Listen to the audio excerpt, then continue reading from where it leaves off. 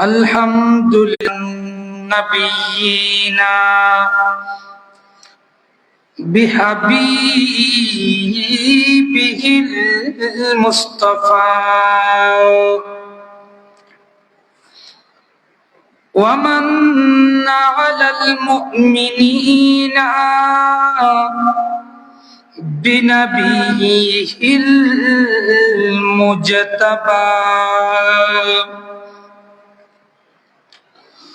والصلاة والسلام على خير الورى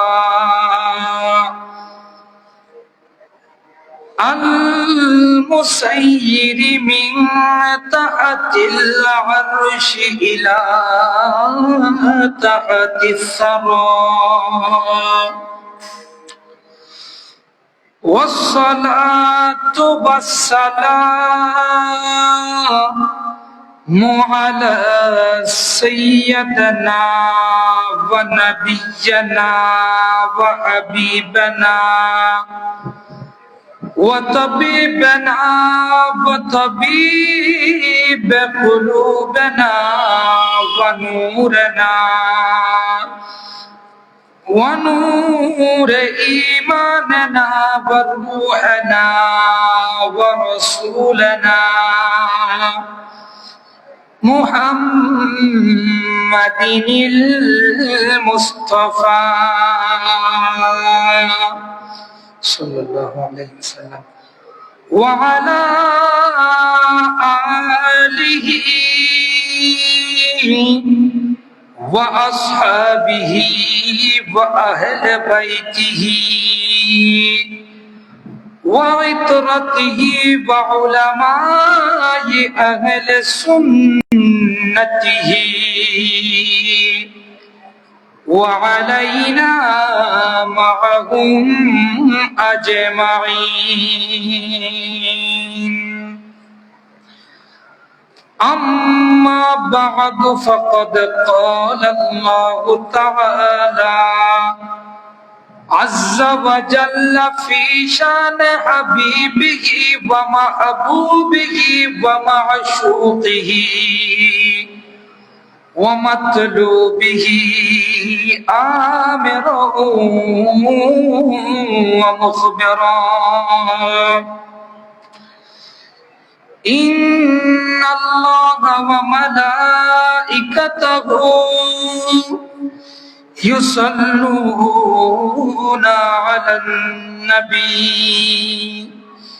يا أيها الذين آمنوا صلوا عليه وسلموا تسليما صلى الله على محمد وآله أي كالشرح والضحى آمت جمال رویتو نقطه واللیل وصف زلف عنبر بوی تو صلاة یا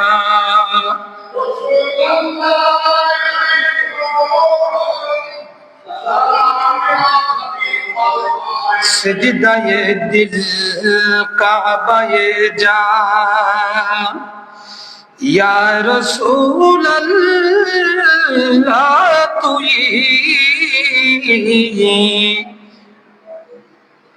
سجدہ مسکی حسن ہر لحظے بعد سوئے تو صلاة یا سلام یا حبیب بنا دو میرے سینے کو مدینہ نکالو بحر غم سے سفینہ صلاة یا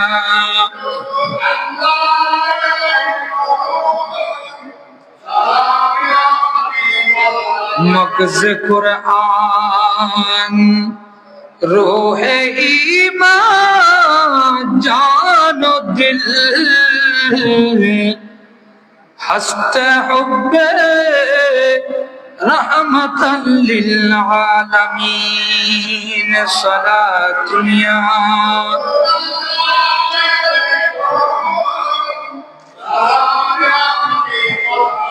أعوذ بالله من الشيطان الرجيم بفضل بسم الله الرحمن الرحيم ومن يخرج من بيته مهاجرا إلى الله ورسوله صدق الله المولانا العظيم وصدق رسوله النبي الحبيب الكريم مولاي صل وسلم وبارك عليه ورد جولی मेरी ताजदार मदीना लौट कर मैं ना जाऊंगा खाली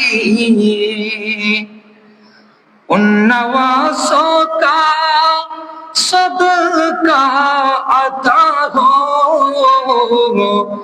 दर पे आया हो बनकर सुवाली बर्द जोने मेरी जाने आलम लौट कर मैं ना जाऊंगा खाली उन नवासों का सदका अता हो मैं आया हो बनकर सवाली हक से पाई जो शाने करीमी मरहबा दोनों आलम के वाली मरहबा दोनों आलम के वाली उसकी किस्मत का चमका उसकी किस्मत का चमका सतारा जिस पे नजर करम तुम पे डाली जिसने नजर करम तुमने डाली जिंदगी बख्शे दी बंदगी को आबरो दीने हक़ी बसाली वो मोहम्मद का प्यारा नवासा ओ मोहम्मद का प्यारा नवासा जिसने सजदे में गर्दन कटाली बर्द जूली मेरी ताजदार मदीना लौटे कर मैं ना जाऊंगा खाली ঐতিহ্যবাহী আনোয়ারা থানার আওতাধীন বটতলী মেহবুবে খুদা সাল্লাল্লাহু আলাইহি ওয়াসাল্লাম জামে মসজিদে পবিত্র জিলকদ মাসের তৃতীয় জুমায় আগত মুসল্লিন کرام পর্দানশীন মুসফরত খাওয়াতিন আযম রহিমানা ওয়া রাহিমাকুমুল্লাহু তাআলা ফিদ দারাইন আসসালামু আলাইকুম ওয়া রাহমাতুল্লাহি ওয়া বারাকাতুহু আমরা সর্বপ্রথম ওই মহান সত্তার দরবারে শুকরিয়া জ্ঞাপন করছি যে আল্লাহ আমাদেরকে যথাসময়ে মসজিদে নিয়ে এসেছেন। আমরা যদি মারা যাই খোদাকে কিছু দেখাতে না পারলেও বলতে পারবো, আল্লাহ যখন শুক্রবার হয়েছিল আমি আপনার হাবিবে পাক সাল্লাল্লাহু আলাইহি ওয়াসাল্লামের সদকায় আপনি আমাদেরকে যে জুমা দিয়েছিলেন, আল্লাহ আমি আজানের আগে কিংবা আজান হওয়ার সাথে সাথে তোমার ঘরে গিয়েছি, আমরা যে রব্বে করিমকে এই জবাবটা দিব বলে আশা করছি, সেই রব্বে করিমের শুকরিয়া জ্ঞাপনার্থে সকলে বলি আলহামদুলিল্লাহ। এবং সাথে সাথে লক্ষ করোড় দরুদ সালামের নজরানা পেশ করছি মানবতা মুক্তির দিশারি সাহেবে লাউলাক রাহমাতুল আলামিন নবী, দয়াল নবী, যেই নবীর প্রত্যেকটি কাজ ছিল কিভাবে উম্মত বাঁচবে, যেই রাসূলে কায়নাতের প্রত্যেকটি শ্বাস প্রশ্বাসের মধ্যে ছিল আমার উম্মতকে কোন কাজটা আমি দিলে আমার উম্মত আল্লাহর কাছ থেকে বেঁচে যাবে, আমার উম্মতের জন্য কোন কাজটা আমি সহজ করে দিলে আমার উম্মত তাড়াতাড়ি জান্নাতে যাবে, আমার উম্মতের কোন কাজটা আমি সহজ করলে আমার উম্মত কবরের মধ্যে শান্তিতে থাকতে পারবে, যেই রাসূল আমাদের জন্য এত চিন্তা করেছে, যেই রাসূলে কায়নাতের ঋণ, যেই রাসূলে কায়নাতের আমাদের উপর যেই দায়িত্ব, আমরা যদি শেষ নিঃশ্বাস নই কিয়ামত পর্যন্ত যদিও আমাদেরকে হায়াত দেওয়া হয়, সেই রাসূলে কায়নাতের শুকরিয়া আদায় করে আমরা কখনো শেষ করতে পারবো না। সেই রাসূলে কায়নাতের কদম মোবারকে আমাদের নাপাক জবানে উম্মত দাবি করে সেই রাসূলে কায়নাতের কদমে লক্ষ করোড় দরুদ সালামের নজরানা পেশ করছি। আল্লাহ তাআলা আমাদের প্রত্যেকের পক্ষ থেকে পৌঁছে দিক, সকলে বলুন আমিন। আমরা বিগত 3 জুমা যাবত হজের বিভিন্ন ঐতিহাসিক স্থান সমূহের বরকত এগুলো নিয়ে আলোচনা করছিলাম। তারই ধারাবাহিকতায় আমরা আজ হজ পর্ব শেষ করব।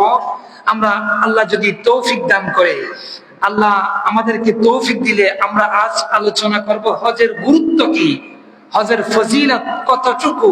কারণ হজের মাস, যার মাসে যার আলোচনা না করলে হক আদায় হবে, সেজন্য হক আদায়ের নিমিত্তে হজের ফজিলত এবং কোন ব্যক্তি যদি হজ না করে এবং তার কি শাস্তি হবে, কারণ নিয়ামতের শুকরিয়া না করলে নিয়ামত গুলা কাল হয়ে দাঁড়ায়। আপনার একটা জিনিস আছে, আপনি যদি ওই বিষয়টা, ওই জিনিসটার যদি পরিচর্যা করতে না জানেন কিংবা না করেন, ওই জিনিসটা অবহেলার কারণে ধ্বংস হয়ে যায়। ঠিক তদ্রুপ আমাদের কাছে রাসূলে কায়নাত যে হজ এনেছে, ওই হজ যদি ফরজ হওয়ার পর কিংবা কিভাবে ফরজ হয়েছে এগুলা যদি জানাও না যায়, যদি মারা যায় অনেক বড় শাস্তির সম্মুখীন হতে হয়। আল্লাহ আমাদেরকে বাঁচিয়ে রাখুক, ফরজ হলে কবুল করুক, সকলে বলুন আমিন। আল্লাহ কুরআনে কারীমের মধ্যে বলেন, ওয়ামান ইউহাজির ফি সাবিলিল্লাহি ইয়াজিদ ফিল আরদি মুরাগামান কাসীরান ওয়া সাআ। সুবহানাল্লাহ। আল্লাহ কোরআনের মধ্যে বলেন, ও মুমিন বান্দা, তুমি যে স্থানের মধ্যে বসবাস করবা, ওই স্থানের মধ্যে আল্লাহর দ্বীন যদি প্রতিষ্ঠা করা, আল্লাহকে যদি ডাকা, আল্লাহকে যদি বুঝা, আল্লাহকে অনুধাবন করা যদি তোমার জন্য কষ্ট হয়। আমাদের জুমাগুলো কেন? কারণ আমরা পুরো সপ্তাহ এমনি নামাজ পড়লেও পুরো সপ্তাহ আমরা আল্লাহর জিকির, আল্লাহর আলোচনা, রাসূলে কায়নাতের মুহাব্বতের তাজকিরা থেকে দূরে থাকি। সেজন্য আমাদেরকে জুমা দেওয়া হয়েছে। আল্লাহ কোরআনের মধ্যে বলেন, তোমাদের কাছ থেকে যখন ইসলামটা যখন নামের মতো হয়ে যাবে, ইসলামের আওয়াজগুলো তোমাদের কাছ থেকে যখন ছুটে যাবে, উঠে যাওয়ার সম্ভাবনা থাকবে, বান্দা একটা কাজ করো, ওই স্থান থেকে তুমি সরে যাও। কি বলছে? সরে যেতে। আপনি দেখছেন হাট বাজারের মধ্যে মানুষে অহরহ, কিন্তু দেখবেন ওই স্থানের মধ্যে যারা থাকে, এখন এমন সময় থাকে বাজারে যেখানে আল্লাহর ইয়াদগারি করা, আল্লাহকে ডাকা কিংবা অনুসরণ করা বেচা কেনার টাইমে এগুলা সুযোগ থাকে না। তাই আল্লাহ আমাদেরকে জুমাটা দিয়েছেন কেন? কারণ পুরো সপ্তাহ নিজের জন্য দৌড়াই, পুরো দিন নিজের জন্য যেভাবে দৌড়িয়ে 5 ওয়াক্ত আল্লাহর জন্য নির্ধারণ করেছে, পুরো সপ্তাহ একজন ব্যক্তি যখন চারদিকে দৌড়ানোর পর এক সপ্তাহের হিসাব নিকাশ যখন মিটাতে না পারে, এক সপ্তাহের হিসাব নিকাশ যখন গুছিয়ে নিতে না পারে, অন্তত জুমার মধ্যে তাড়াতাড়ি এসে আল্লাহর কাছে সারেন্ডার করা, আল্লাহর কাছে। সেজন্য রাসূল কায়নাত মুসলমান জাতিকে ঐক্যবদ্ধ করার জন্য মুসলমানরা যখন পৃথিবীর দিক বেদিকে ছড়িয়ে ছিটিয়ে পড়েছে, ওই মুসলমান জাতিকে এক ঐক্যীভূত করার জন্য, এক স্থানে আবদ্ধ করার জন্য রাসূল কায়নাত হজের ব্যবস্থা করেছে। সুবহানাল্লাহ। আপনি দেখবেন আমাদের বাংলাদেশের মধ্যে বাংলাদেশি মানুষ, সৌদিতে সৌদির মানুষ, প্রত্যেক দেশে তার এলাকার দেশের মানুষ থাকে, কিন্তু রাসূল কায়নাত মুসলমানদের মিলন করানোর জন্য, মুসলমানদের মধ্যে ভ্রাতৃত্ব মহব্বত সৃষ্টি করার জন্য এমন একটা ইবাদত আল্লাহ আমাদের রাসূল আল্লাহর কাছ থেকে আমাদেরকে নিয়ে দিয়েছে, যে হজ আদায় করলে পুরো পৃথিবীর মুসলমানের সাথে সাক্ষাৎ হয়ে যায়। এখন আল্লাহ দেখো কি বলছে, হজ, যে ব্যক্তি হজ পালন করবে, যে ব্যক্তি, এখন আমরা এটা জানি না কার উপর হজ খরচ হয়েছে। অনেকে মনে করেন আমার কাছে 20 লাখ টাকা 50 লাখ টাকা থাকতে হবে হজ করার জন্য। এভাবে নয়। আপনার উপর হজ খরচ হয়েছে আপনি কখন বুঝবেন? যখন আপনি দেখছেন আপনি হজের মধ্যে যাওয়া এবং আসা, হজে মার্কেট করা না, হজে গিয়ে মার্কেট করার খরচ না, আপনি হজের মধ্যে যাবেন, হজ থেকে ফিরে আসবেন, ওই অবস্থায় যদি ওই আপনার কাছে ওই টাকাগুলো থাকে, আপনি হজে গিয়েছেন কারো কাছে ভিক্ষা না করে, কারো কাছে, অনেকে দেখা যায় হজের মধ্যে গিয়ে ভিক্ষা করে, হজের মধ্যে ভিক্ষা করে, এরকম অনেক, বিশেষ করে ইয়ামেনি যারা আছে এরা হজে গিয়ে ভিক্ষা করে। রাসূল কায়নাত বলেন, উম্মত তোমার কাছে হজ ফরজ হয়েছে, এটা বুঝবা কখন, বুঝবা কিভাবে? রাসূল বলেন, তুমি তোমার দেশ থেকে, তোমার স্থান থেকে মক্কায়ে মুআজ্জামা পর্যন্ত, মক্কায়ে মুআজ্জামা হয়ে তোমার আপন স্থানের মধ্যে আসা পর্যন্ত খরচ যদি তোমার কাছে থাকে, এবং তোমার পরিবার পরিজন, তুমি যে 15 দিন 20 দিন হজের মধ্যে থাকবা, এই অতদিন পর্যন্ত তোমার পরিবার পরিজন যদি কিছু খেয়ে বেঁচে থাকার সক্ষমতা থাকে, এখানে কিতাবের মধ্যে বলে না মাছ খাইতে হবে, গোশত খাইতে হবে, সেজন্য আমাদের অনেকের হজ ফরজ হয়েছে জানেও না। যাকাতের আগে হজ ফরজ হয়, কিসের আগে? যাকাতের আগে। কারণ যাকাত দেওয়ার জন্য আপনার 7.5 ভরি স্বর্ণ কিংবা 52.5 তোলা রূপা, যেটা নিম্নমানের, 7.5 ভরি স্বর্ণের মূল্য ধরলে অনেক টাকা, কিন্তু হজ ফরজ হওয়ার জন্য এত কিছু লাগে। আপনি মক্কায় গেলেন, মক্কা থেকে ফিরে আসলেন, ওই যতদিন পর্যন্ত মক্কার মধ্যে অবস্থান করবেন ততদিনের খরচ, আপনার পরিবারের খাওয়া দাওয়ার খরচ যদি আপনার কাছে থাকে, আল্লাহ আপনার উপর আমার উপর হজ ফরজ করেছে। কতটুকু? এমনি 50 লাখ টাকা 60 লাখ টাকা লাগবে না। হযরত রাসূল কায়নাত বলেন, মান হাজ্জাল্লাহ, যে ব্যক্তি আল্লাহর ঘরের হজ করবে, ফালাম ইয়ারফাস ওয়ালাম ইয়াফসুক, এবং ওই ব্যক্তি হজের মধ্যে গিয়ে কোনো মারপিট করে নাই, কোনো খারাপ অশালীন শব্দ মন্তব্য করে নাই। অনেকে হজের মধ্যে গিয়ে বৃদ্ধ বয়সে যায়, কারণ বয়স হলে মাথা একটু খিটখিটে মেজাজের হয়ে ওঠে, কিছু মনে করিয়েন না। ওই খিটখিটে মেজাজের হওয়ার কারণে অনেক সময় গিয়ে মারামারি করে, কিংবা অনেকের মানুষের অতিরিক্ত রাগ থাকার কারণে আরেকজনের সাথে ঝগড়া ফাসাদের মধ্যে লিপ্ত হয়।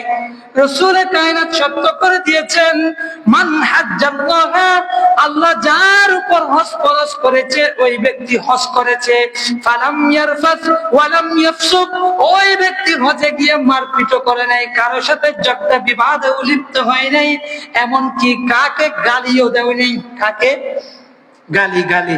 কারণ গালি দেওয়া এটা ফাসিকি, ফাসিকি মানে বড় গুনাহ, কবিরা গুনাহের মতো।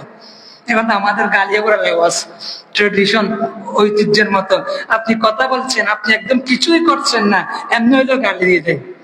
বিশেষ করে যারা সমবয়সী থাকে, এরা যখন একজনের সাথে আরেকজন কথা বলে, এরা ট্রেডিশন হিসেবে গালি দেয়। কিন্তু ইসলাম আমাদেরকে যে ট্রেডিশন দিয়েছে, যে ঐতিহ্য দিয়েছে, এই ঐতিহ্যের মধ্যে গালি বলতে কোনো শব্দ। রাসূল কায়নাত বলেন, ওই ব্যক্তি হজ করেছে, হজের মধ্যে খারাপ কোনো অশালীন কাজ করে নাই। রাজা কামা ওয়ালাদাতহু উম্মিহি, সুবহানাল্লাহ। ওই ব্যক্তি যখন হজ করবে, ওই ব্যক্তি যখন হজ করে ফিরে আসবে, আল্লাহ তাকে নতুন মায়ের পেট থেকে যেভাবে একজন সন্তান মায়ের পেট থেকে যেভাবে গুনাহমুক্ত আসে, গুনাহমুক্ত সন্তান যখন আসে দুনিয়ার মধ্যে, সন্তানের গুনাহ থাকে না। যে ব্যক্তি হজ করেছে, হজের মধ্যে অশালীন শব্দ ব্যবহার করে নাই, রাসূল বলেন, উম্মত আমি তোমাকে গ্যারান্টি দিচ্ছি, তোমার হজের কারণে আল্লাহ তোমাকে নবজাতকের মতো পাপ মুক্ত করবেন। হযরতে আব্দুল্লাহ ইবনে উমর রাদিয়াল্লাহু তাআলা আনহু, উনি একদিন আমার রাসূল কায়নাতের সাথে মিনার মধ্যে বসে রয়েছে। একজন সাহাবী আসলো, ইয়া রাসূলুল্লাহ, ইয়া হাবিবাল্লাহ, আমি যদি হজ করি আমার উপকারটা কি হবে?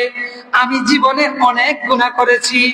রাসূল কায়নাত বলেন, তুমি যদি হজ করো, তুমি যখন বাইতুল্লাহ শরীফের চারদিকে প্রদক্ষিণ করবা 7 বার। কয়বার?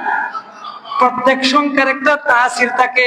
আপনি যদি দেখেন 7 আসমান, আপনি যদি দেখেন 7 জমিন, আপনি যদি দেখেন কোরআনে কারীম 7 মঞ্জিল, এভাবে প্রত্যেকটা বিষয়ের একটা তাসির থাকে।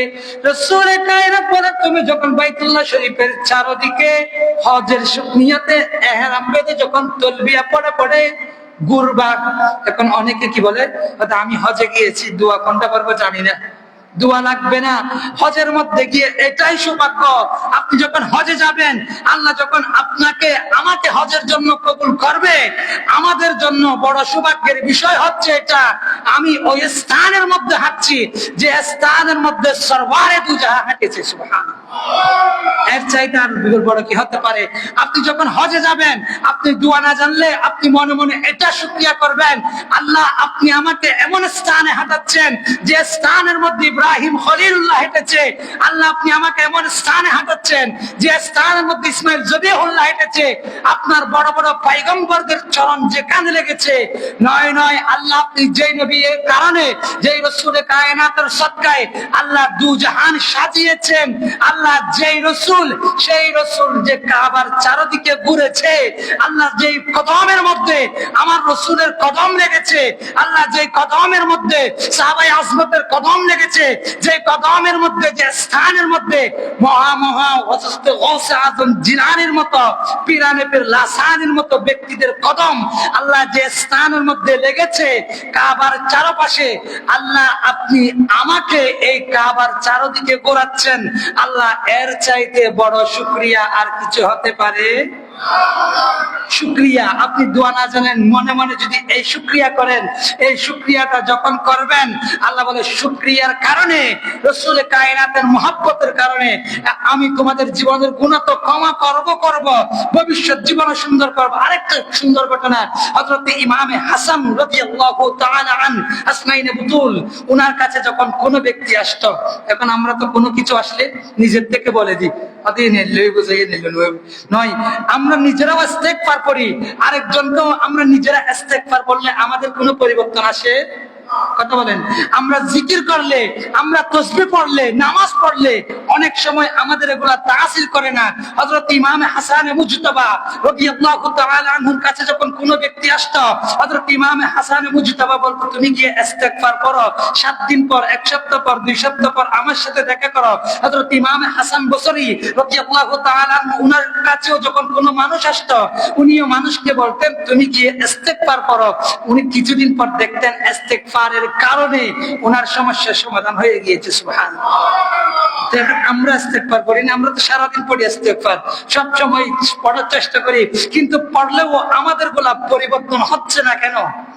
কারণ জবানটা এভাবে নাই।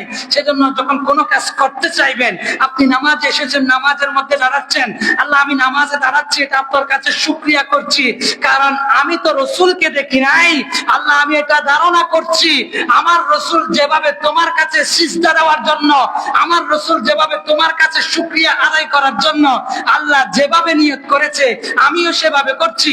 আল্লাহ আমার রসুল যেভাবে রুকু করেছে, আল্লাহ আমিও তোমার কাছে সেভাবে করছি। আল্লাহ আমার রসুল যেভাবে সিজদা করেছে, আল্লাহ আমি তোমাকে সেভাবে সিজদা করার চেষ্টা করছি। আল্লাহ হচ্ছে কিনা জানি না। আপনি যখন আপনার কাজটা রসুলের কায়নাতের দিকে নিসবত করে দিবেন, আপনার কাজটা কোন সাহাবায়ে আজমতের দিকে নিসবত করবেন, কোন বড় মুহাক্কিক আলেমের সাথে, বড় কোন আল্লাহর ওলির সাথে যখন নিসবত করে দিবেন, বান্দা তোরটা যদিও কোনো ভুল হতে পারে, ওই নিসবতের কারণে আমি আল্লাহ সেটা কবুল করবো। সুবহানাল্লাহ। আমরা তো এগুলো জানিও না, বুঝিও না, আসছেন গেছেন। হযরতে রাসূলে কায়নাত বলেন, ওই আমি যেটা বলছিলাম, হযরতে আব্দুল্লাহ ইবনে উমর বলেন, রাসূলে কায়নাতের সাথে আমি যখন মিনার মধ্যে অবস্থান করছিলাম, রাসূলে কায়নাতের কাছে বনু সাকিব গোত্রের একজন লোক আসলো, বসলো, বলল, ইয়া রাসূলুল্লাহ, আমি জীবনে অনেক গুনাহ করেছি, আমি এখন আমার গুনাহগুলো মাফ করাবো কিভাবে? রাসূল বলেন, তুমি গিয়ে হজ করো, বাইতুল্লাহর চারদিকে তাওয়াফ করো। তুমি যখন বাইতুল্লাহ শরীফের চারদিকে 7 বার প্রদক্ষিণ করবা, ওই 7 বার প্রদক্ষিণের সদকায়ে আল্লাহ হযরতে ইসমাঈল আলাইহিস সালাতু ওয়াস সালামের বংশে যদি কোন ব্যক্তি গোলাম হয়ে যায়, তাকে আজাদ করার সওয়াব পাবা। সুবহানাল্লাহ। আপনি চিন্তা করছেন, হযরত ইসমাঈল আলাইহিস সালাম যেই কায়নাত, যেই নসল দিয়ে, যে সিলসিলা দিয়ে আমার রাসূল দুনিয়ায় এসেছে, ওই সিলসিলার কোন মানুষ যদি কারো কাছে বন্দী হয়ে যায়, কাবা ঘর 7 বার প্রদক্ষিণ করলে ওই এরকম বন্দী মুক্ত করার সওয়াব পাওয়া যায়। রাসূলে কায়নাত ওই ব্যক্তিকে আরো বললেন, তুমি যখন সাফা মারওয়া সাই করবা, সাফা মারওয়া সাই করলে 70 জন বন্দী পুরুষ, যেগুলা বনি ইসমাইলের নয়, সাধারণ 70 জন বন্দী, যদি কোন বন্দী যদি কারো কাছে বন্দী হয়ে যায়, 70 জন মানুষ, ওই 70 জন মানুষকে মুক্ত করার যে সওয়াব, সাফা মারওয়া সাই করলে সে সওয়াব। আল্লাহ রাসূল আরো বলছে, তুমি যখন শেষ বিদায় তাওয়াফ করবা, বাইতুল্লাহ শরীফকে যখন বিদায় দিতে চাইবা, যখন তাওয়াফ করবা কেঁদে কেঁদে, তখন তোমার কাঁধের মধ্যে ফেরেশতা কুদরতি হাত রাখে। ফেরেশতা কুদরতি হাত রেখে বলে, হাদিস, ফেরেশতা কুদরতি হাত রাখার পর বলবে, ও বান্দা, আল্লাহর বান্দা, তুমি কি চাও? জীবনের গুনাহ মাফ চাও? যাও, আল্লাহ ঘোষণা দিয়েছে তোমার জীবনের গুনাহ মাফ করে দিয়েছে। সেজন্য আল হাজ্জুল মাবরুর লাইসা লাহুল জাযাউ ইল্লাল জান্নাহ। যে ব্যক্তি হজ মবরুর কবুল হয়েছে, এরকম করবে, আল্লাহ মবরুর হজ মকবুল হজের সদকায়ে আল্লাহ ওই ব্যক্তির জীবনের গুনাহ মাফ করে তাকে জান্নাতি বানায়। দুশোর কোন সালাতুন ইয়া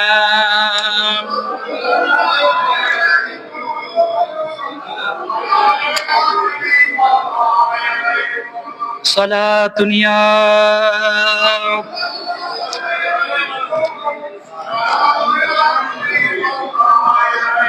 হযরত রাসূল বলেন, মায়ের পেট থেকে সন্তান আসলে যেভাবে গুনাহমুক্ত তাকে, হজ করলে গুনাহমুক্ত হয়ে যায়। শুধু এভাবে নয়, আল উমরাতু ইলাল উমরা। এখান থেকে আরেকটা মাসালা, জীবনে একবার হজ ফরজ, কিন্তু কোন ব্যক্তির যদি টাকা থাকে, কি থাকে, তাকে স্বতন্ত্র একটা উমরা করা ওয়াজিব। উমরা আলাদা উমরা করতে হবে, এমনি তো হজের মধ্যে গিয়ে করে। কিন্তু আপনি যখন উমরা করতে যাবেন, আরেকজন ব্যক্তি, রাসূলে কায়নাতের আরেকটা হাদিস, রাসূল বলেন, কোন ব্যক্তি যখন উমরা করার সময়, হজ করার সময়, একজন সাহাবী, উনি উনার জীবদ্দশার মধ্যে রাসূলে কায়নাতের জন্য অনেকবার হজ করেছিল। রাসূল বলেন, উনাকে আমি স্বপ্নে দেখা দিয়েছি, ওই সাহাবীকে, ওই সাহাবীকে দেখা দিয়ে কিয়ামতের ময়দান সম্পর্কে ওই সাহাবীকে ঘোষণা দিচ্ছেন, বলল সাহাবী তুমি আমার জন্য হজ করেছো, এটা আমি খুশি হয়েছি। কাল কিয়ামতের ময়দানের মধ্যে সকলে যখন হিসাব নিকাশ দেওয়ার জন্য প্রস্তুত হবে, কাল কিয়ামতের ময়দানে যখন মানুষ যখন হিসাব দেওয়ার জন্য দৌড়াদৌড়ি করবে, আপনি যখন হজে গিয়ে উমরায় গিয়ে আপনার উমরা করার পর রাসূল কায়নাতের পক্ষ হয়ে যখন কোন হজ করবেন, কোন উমরা করবেন, রাসূল ঘোষণা দিচ্ছেন আমি ওই ব্যক্তির হাত ধরে কাল কিয়ামতের ময়দানে তাকে হিসাব নিকাশ ছাড়া জান্নাতের মেহমান বানাবো। এর চাইতে বড় সৌভাগ্য, বড় খুশনসিব আর কিছু। আপনি যদি রাসূল কায়নাতের জন্য একবার উমরা করেন, কারণ আপনি একবার হজে গিয়েছেন, উমরা তো একবার করবেন এরকম কোনো বাধ্যবাধকতা, আপনি চাইলে 10 বার করেন, 20 বার করেন, কিন্তু আপনি যদি আমার রাসূল কায়নাতের জন্য একটা করেন, রাসূল ঘোষণা দিচ্ছেন আমার গুনাহ নাই, রাসূলের কোনো গুনাহ, আমরা রাসূলের কোনো গুনাহ মানি, কারণ রাসূল কায়নাত হচ্ছে নিষ্পাপ মাসুম। আপনি যখন রাসূল কায়নাতের প্রেমে পড়ে, যখন কেউ যখন কাউকে মহব্বত করে, তাকে বিভিন্ন আঙ্গিকে বিভিন্ন কিছু হাদিয়া দেয়, অনেক সময় নানান ধরনের জিনিস দেয়। আপনি যখন রাসূল কায়নাতের জন্য একবার উমরা করবেন কিংবা হজ করবেন, রাসূল আপনাকে আমাকে আপন হাতে ধরে, আপনি আচ্ছা বলুন, যার হাত রাসূল ধরবে তার জন্য কোনো চিন্তা আছে? বলেন, যার হাত রাসূল ধরবে তার জান্নাত কনফার্ম। সেজন্য রাসূল বলছে আমার জন্য যদি একবার হজ করতে পারো, উমরা করতে পারো, আপনি একবার গিয়েছেন, আপনার সামর্থ্য আছে একবার করা, শুধুমাত্র স্বতন্ত্র উমরা ওয়াজিব টাকা থাকলে। আপনি যখন উমরা করার পর যখন রাসূল কায়নাতের জন্য একটা করবেন, আল্লাহ রাসূল আপনাকে জান্নাতি বলেছে, এবং বলছে অনেক মানুষ আছে বারংবার উমরায় যাই না। আল উমরাতু ইলাল উমরাতি কাফারাতুল লিমা বাইনাহুমা, আপনি এক উমরা থেকে আরেক উমরায় যাওয়া পর্যন্ত আল্লাহ আপনার গুনাহগুলো মিটিয়ে দিবেন। আপনি যখন হজ করবেন, হজ করার কারণে আপনি যখন আরাফার ময়দানে দাঁড়াবেন, হযরতে আদম সফিউল্লাহর স্মৃতি নিয়ে আপনি যখন মিনার মধ্যে দাঁড়াবেন, হযরতে ইব্রাহিম খলিলুল্লাহর স্মৃতি নিয়ে আপনি যখন সাফা মারওয়ার মধ্যে দৌড়াবেন, হযরতে ইসমাঈল এবং মা হাজেরার স্মৃতি নিয়ে, রাসূল বলে এই দৌড়াদৌড়ির কারণে, এই কাবাগর প্রদক্ষিণের কারণে আমি রাসূল ঘোষণা দিচ্ছি আল্লাহ তোমাকে এমন পবিত্র করবে, তোমার জন্য জান্নাত ওয়াজিব হয়ে যাবে। এখানে শর্ত আছে, এখানেও রাসূল বলছে মাবরুর। কি? একটা হচ্ছে মাবরুর আর একটা হচ্ছে মকবুল। কয়েক ধরনের কথা। একটা মাবরুর, মাবরুর মানে হচ্ছে গুনাহমুক্ত। মাবরুর মানে, মনে করেন আপনি একটা দরখাস্ত লিখেছেন, দরখাস্ত লেখার সময় অনেক সময় একটা দুইটা শব্দ ভুল হয়, কিংবা আপনি এক পৃষ্ঠা কিছু লিখেছেন, এখানে অনেক সময় 1 পৃষ্ঠা 2 পৃষ্ঠা ভুল হয় না। 1 পৃষ্ঠা 2 পৃষ্ঠা ভুল হলে এগুলো দত্তব্য নয়, এগুলো ধরে না, এগুলো বলে যেগুলো মাফ। কিন্তু আরেকটা আছে আপনি পিওর লিখেছেন, কোন ভুল করেন নাই, 1 পৃষ্ঠা। রাসূল বলছেন আল হজ্জুল মাবরুর, যখন মাবরুর হজ করবা, এমন হজ যে হজের মধ্যে কোনো গুনাহ নাই, যে হজের মধ্যে কোনো ফিতনা ফাসাদ নাই, যে হজের মধ্যে কোনো গালি নাই, এই হজটা হবে জান্নাতে যাওয়ার উত্তম জরিয়া। আর ওইটা কি হবে? ওইটার মাধ্যমে মকবুল যেটা আছে, আপনি যখন একটা পৃষ্ঠা লিখেছেন, একটা দুইটা ভুল করেছেন, আল্লাহ আপনার আমার জীবনের অতীতের গুনাহ মাফ করে। সুবহানাল্লাহ। সেজন্য হজে যাইলে মাবরুরের নিয়ত করতে হয়। কিসের নিয়ত? মাবরুর। হযরত রাসূল কায়নাতের একজন সাহাবী, এখন দেখুন একজন ব্যক্তি হজে যাচ্ছে, হজে যাওয়ার সময় পথের মধ্যে মারা গিয়েছে, এরকম হয় না? এখন আমাদের দেশের মধ্যে রেওয়াজ, বুড়া হয়েছি তখন হজ করব নয়।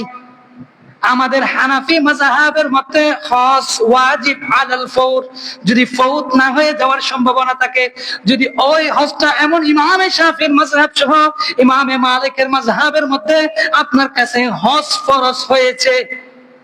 আরেকটা কথা চিন্তা করুন, আমাদের নবী যেরকম মহান, আমাদের মাযহাবের ইমামও মহান। আপনি যদি দেখেন অন্য মাযহাবের মধ্যে আপনি যদি কোন নারীর সাথে স্পর্শ হন, কোন নারীর সাথে যদি আপনার হাত লাগান, গা লাগান, আপনার সাথে সাথে ওযু ভঙ্গ হয়ে যাবে। হযরত ইমামে আযমের মাযহাব নারীর সাথে হাত লাগলে, গা লাগলে ওযু ভঙ্গ হবে না। কারণ ইমামে আযমের মাযহাব বলছে হজ ফরজ হওয়ার সাথে সাথে করতে হবে না, একটু বিলম্ব করা যাবে যদি ওই ব্যক্তি এটা নিশ্চিত থাকে আমি অমুক বছর করব। কিন্তু ইমামে শাফিঈ সহ হযরত ইমামে ইউসুফ সহ, উনি হানাফি মাযহাবের অনেক বড় ইমাম, হযরত ইমামে আবু ইউসুফ রাদিয়াল্লাহু তাআলা, হযরত ইমাম আবু ইউসুফ যদি কোনো ফতোয়া দেয়, অনেক সময় হযরত ইমামে আবু ইউসুফের আইনি ফতোয়াগুলা, হযরত ইমামে আবু ইউসুফের যেগুলা দালিলিক ফতোয়া হয়, যেগুলা দণ্ডবিধির ফতোয়া হয়, উনার আবু ইউসুফের দণ্ডবিধির ফতোয়াগুলা হযরত ইমামে আযমের উপর স্থান পায় অনেক সময়। সুবহানাল্লাহ।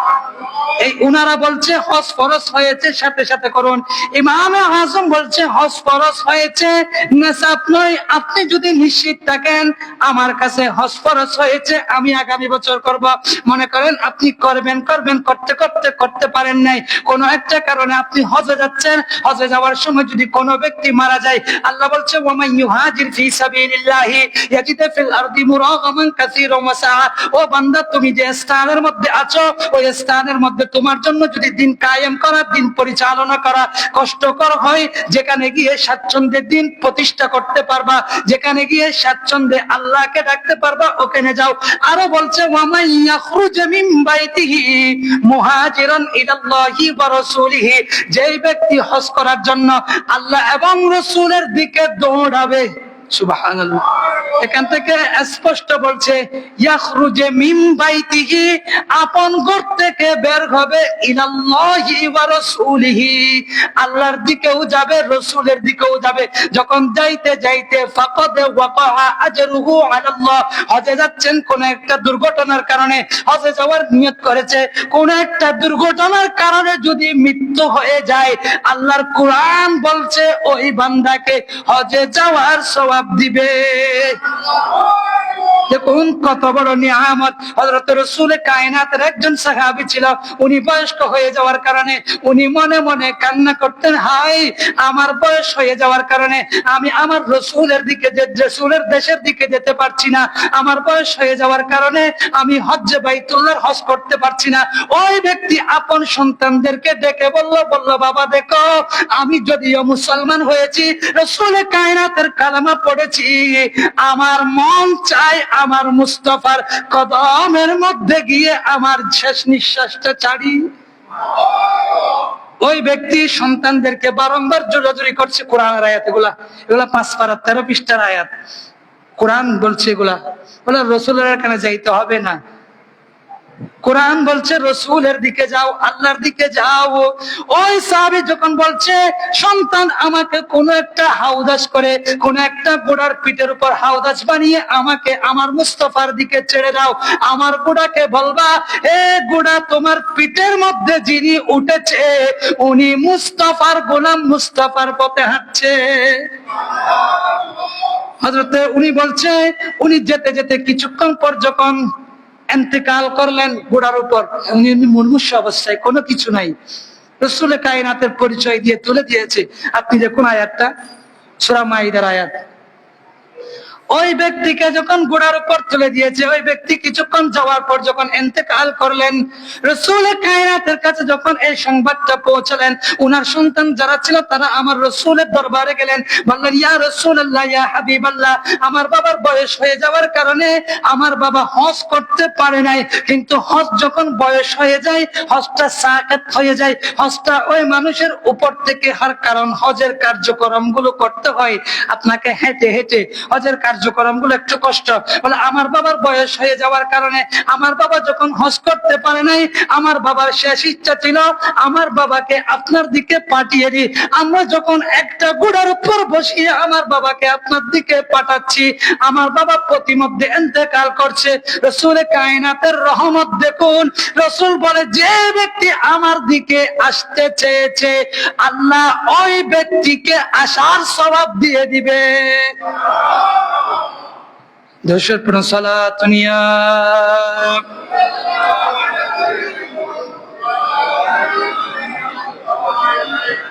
হযরত রাসূল কায়নাত বলেন, যেই ব্যক্তি হজে যাবে, মা মিন মুসলিমিন ইউলাব্বা ইল্লাল্লাব্বা, অর্থাৎ রাসূল বলছেন কোন ব্যক্তি যখন হজে যাবে, হজে যাওয়ার সময় যখন তালবিয়া পড়বে, এখন আপনি কি করবেন? আমরা তো যাদের সামর্থ্য নাই, তারা তো হজে যেতে পারছি না, আপনার আমার দায়িত্ব হচ্ছে যখন হজের ছাঁদ উঠবে, যখন হাজিরা যখন হজ করবে, তখন আপনি অন্তত দৈনিক কয়েকশো বার তালবিয়া পাঠ করবেন।